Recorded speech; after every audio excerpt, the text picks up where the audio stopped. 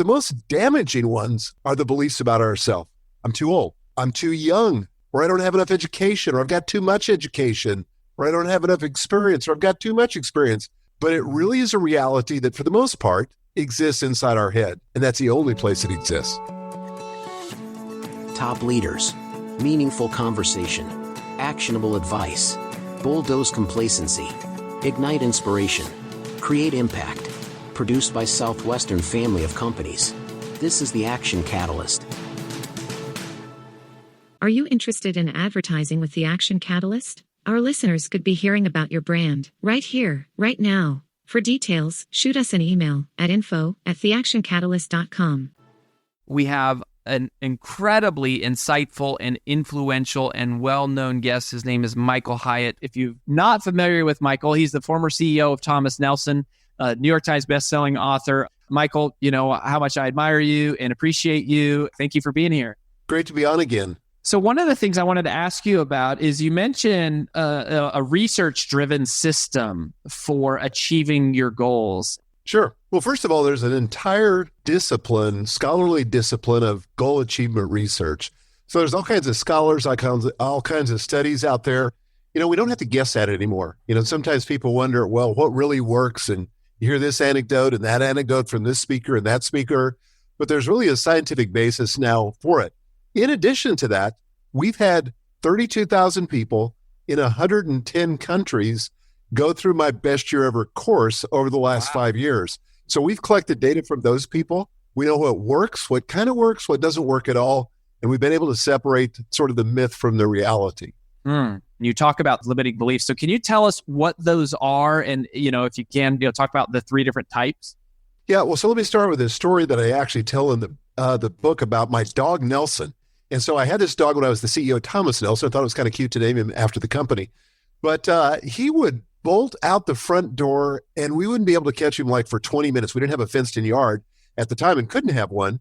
So we then put in an electric or one of those electronic invisible fences. And that was amazing because he got so trained that when he would approach that invisible fence, he'd get this little vibration in his collar and he would shrink back from crossing the boundary.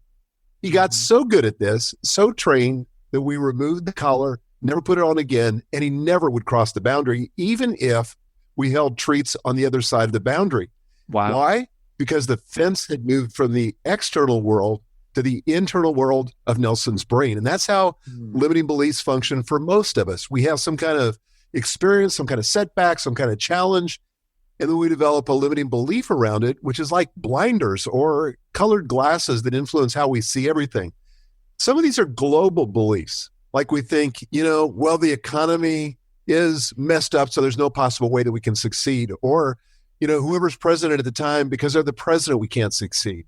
You know, that's like this global belief, or all men are, you know, pigs, or whatever it is. We develop these global beliefs. Then there's beliefs about other people where we start thinking about, you know, well, she wouldn't want to spend time with me. She probably doesn't find me that interesting, or I'll never get the time of day from that person. But the most damaging ones of all are the beliefs about ourselves. I'm too old, or I'm too young, or I don't have enough education, or I've got too much education, or I don't have enough experience, or I've got too much experience. And I've heard it on both sides of the equation, but it really is a reality that for the most part exists inside our head.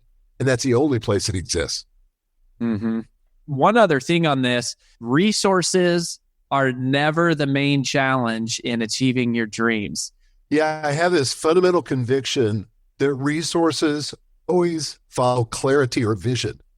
So the resources don't show up until we get clear on what it is that we want. And so our job is to get clear on what we want, and then the resources show up. Now, when we get this backwards, it's very dangerous because we might start thinking about the future and we think, well, I don't really have the money to achieve this, so I'm not even going to dream about it. I'm not even going to think about it. Or I don't have the network of contacts, or I don't have the time. It's very important to get clear first on what you want, and then trust that the resources will show up. And they do, but they don't come to people who aren't clear on what they want.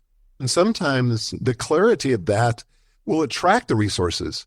You know, when we're clear about what it is that we want, I mean, how could anybody align with us or lend us their resources or use their resources to help us if we're not clear what we want? So there's an attraction factor that happens when we get clear. It's a way of enrolling other people in the vision too, where they can bring their resources to the table and help us. So I want to talk about risk. Why are you saying that risk is a necessary part of this journey? Well, in corporations especially, but I've really noticed this among salespeople. A lot of times people will, quote, sandbag their numbers. They'll aim for a goal that's in their comfort zone because maybe in the past they've been upbraided or fired or penalized in some way when they missed a goal. And they didn't like the feeling of that. They didn't like the results of that. So they dial it down to something that's safe. All the goal research says that is a prescription for not hitting your goals. Why? Because if the goal is in your comfort zone, it's not going to ignite your imagination. It's not going to demand innovation. It's not going to focus your execution. Instead, it has to be dialed up into the discomfort zone. The goal has got to be risky, not in the comfort zone, but in the discomfort zone. Now, the major feature of the discomfort zone and how you know you're there is that you're uncomfortable. You feel fear, uncertainty, and doubt.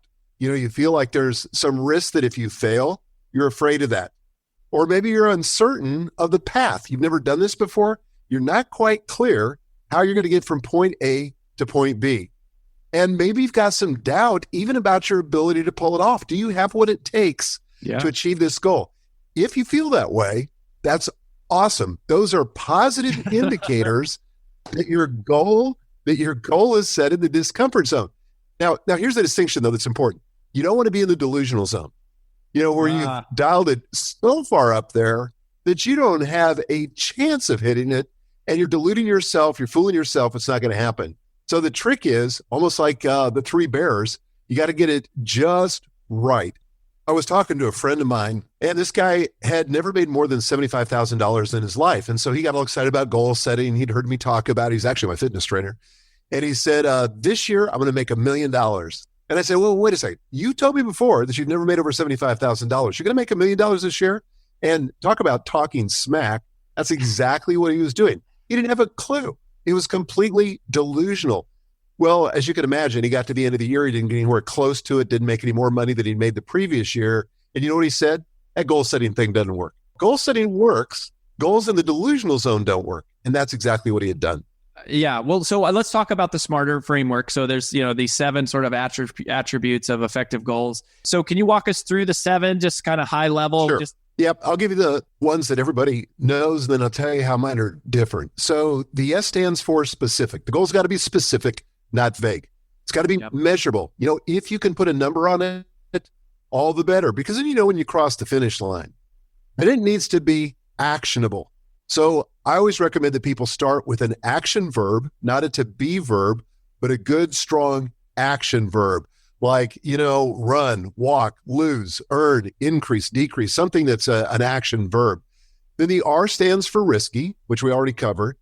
The T stands for time keyed in my system, because I make a distinction between habit goals and achievement goals are a little bit different. And the way that the time component works is a little bit different on each one of those. We can come back to that if you want to. But here's where it gets interesting. The E in SMARTER stands for exciting. If the goal's not exciting to you, you're not going to stick it out and cross the finish line. You're going to get to the messy middle where you're going to throw up your hands and you're going to say, you know what? This goal didn't mean that much to me. I just give up on it. So it's got to be exciting to you. Now, this is an important distinction. Every goal is a project, but not every project is a goal. And one of the key distinctives of whether or not it's a goal is it exciting? So I had a lady in one of my groups this last year who said, I'm having a hard time around one of my goals getting motivated. And I said, okay, so what's the goal? She said, I've got to reconcile my accounting. I'm several months, behind on that. And I got to reconcile it. And I said, okay, are you excited about that? She said, heck no, I'm not excited about that at all. And I said, okay, that's a project. It's not a goal. Every goal is a project, but not every project's a goal. That's set her free. Then the R stands for the goal has got to be relevant. It's got to be relevant to every other goal. You can't have conflicting goals. It's got to be relevant to your season in life, aligned with your season in life. What I can do as somebody who's an empty nester with a lot of free time is very different than somebody now with small kids. So it's a completely different season, and our goals need to be informed by that season. So that's the smarter framework. Yeah. Do you think they're all equally important, or what do you think? I think they're all equally important. In fact, that chapter is called Goals that check 7 boxes.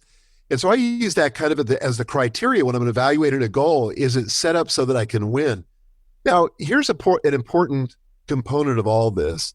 Your goals got to be written. Now, that sounds obvious, but I've spoken all over the country to a lot of CEOs, senior corporate leaders, salespeople.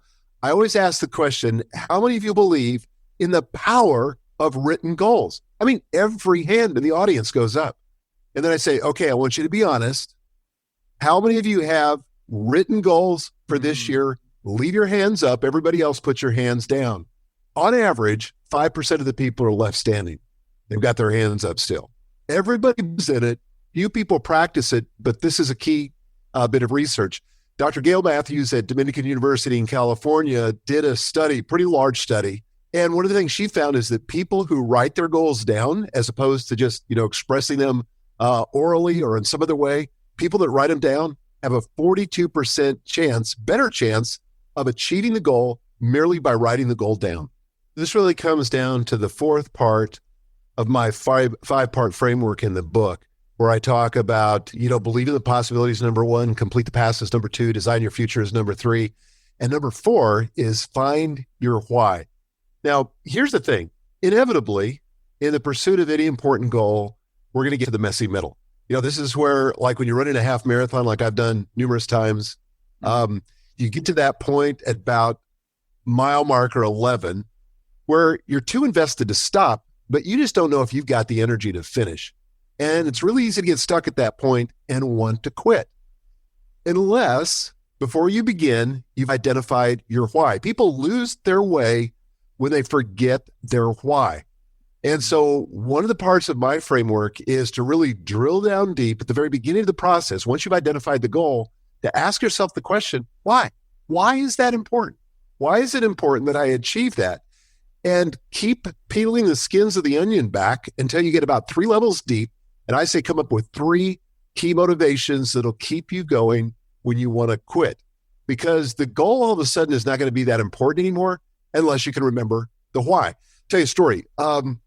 Several years ago, when I wrote my book, Platform, Get Noticed in a Noisy World, I was writing it at a very busy season of my life. I was out speaking. I was trying to establish this new career as an entrepreneur. And I just got busy. I had a commitment to the publisher that I would have the manuscript in by the end of November. Well, it came up to about September, and I realized that I was so busy. My schedule was so jammed. There was no way I was going to do that. I had a first draft that frankly wasn't very good. I wasn't very proud of it. And I looked at it and I got discouraged, even though that was my number 1 goal for the year, was to get that book written and turned into the publisher. So I thought, well, maybe this isn't the year. Maybe I'll just quit. Maybe I'll give the money back to the publisher. Maybe I'll queue it up for another year.